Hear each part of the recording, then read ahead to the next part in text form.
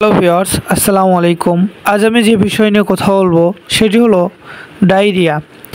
বারবার পাতলা পায়খানা হওয়াকে ডায়রিয়া বলে। পাতলা পায়খানা গবাদি প্রাণীর খুবই মারাত্মক রোগ। গবাদি প্রাণীতে প্রায়শই বিভিন্ন কারণে এই রোগ দেখা যায়।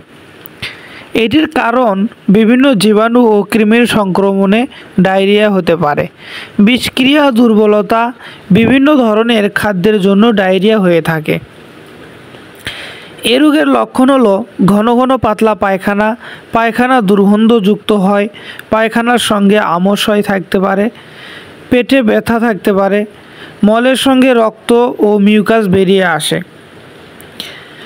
মলত্যাগের সময় প্রাণী অনেকক্ষণ লেজ তুলে থাকে, পায়খানা কম পরিমাণে হয়, প্রাণী ক্ষুধামন্দা ও দুর্বলতা, ডিহাইড্রেশন পরিলক্ষিত হয়, প্রাণী শুয়ে পড়ে এবং সর্বশেষ তাপমাত্রা কমে যাওয়ার কারণে প্রাণীটি মারা যায়।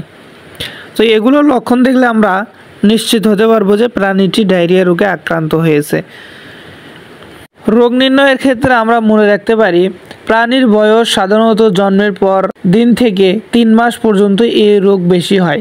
বাছুরের প্রসবকালীন দুধ, ক্লোস্ট্রিডিয়াম না খাওয়ানো, বাছুরকে অত্যাধিক ঠাসাঠাসি অবস্থায় ঠান্ডা, আর্দ্র, গরম আবহাওয়া রাখার ইতিহাস থাকলে এই রোগ হতে পারে।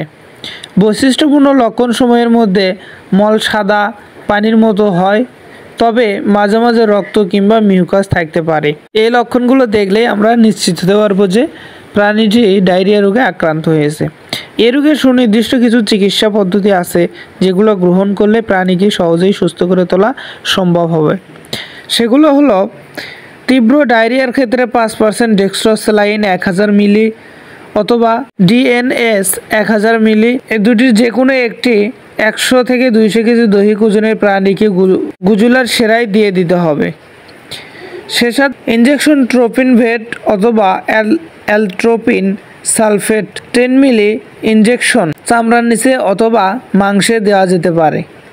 6 ঘন্টা পর পর এই ইনজেকশনগুলো দিতে হবে এবং সাথে স্যালিডন 25 মিলি, ডায়াডিন, এগুলোর যে কোনো একটি ইনজেকশন মাঝারি প্রাণীর জন্য 30 মিলি শিরায় মাংসে পরপর, শিরায় অথবা মাংসে পরপর 4 দিন করে দিতে হবে এবং সাথে স্টেপটোফিন 5 mg সকাল বিকাল করে 3 দিন খাওয়ালে দ্রুত আরোগ্য লাভ করে।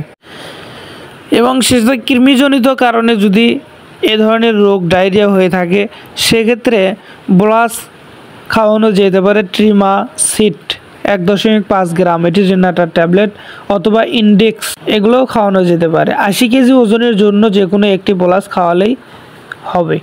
হজম শক্তি বৃদ্ধির জন্য টাইমোভেট এবং বিজাইম, এগুলোর যে কোনো একটি পাউডার খাওয়ানো যেতে পারে। এছাড়া কৃমিজনিত এবং বদ হজমের উভয়ের ক্ষেত্রেই রেনালাইট, ডেক্সোলাইট, এগুলোর যে কোনো একটি পাউডার খাওয়ানো যেতে পারে। ডায়রিয়া সৃষ্টিকারীর উৎস বন্ধ করতে পারলেই এই রোগ থেকে পরিত্রাণ পাওয়া যাবে। আজকের বারে এ পর্যন্ত। এই ভিডিওটি ভালো লাগলে অবশ্যই লাইক, কমেন্ট, সাবস্ক্রাইব করে পাশে থাকবেন। ধন্যবাদ সবাইকে।